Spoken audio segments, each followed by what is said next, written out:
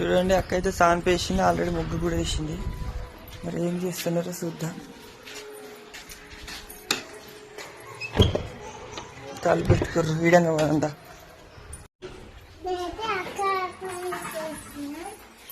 ఏం చేస్తుందో చూద్దాం. కోన్ వచ్చింది. ఏం చేస్తున్నావు అక్క?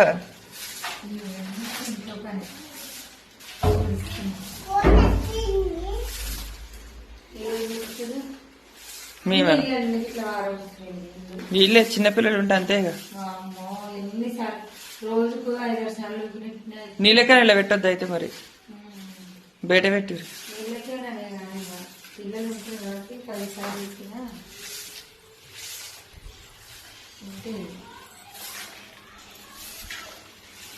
బాయ్ మరి.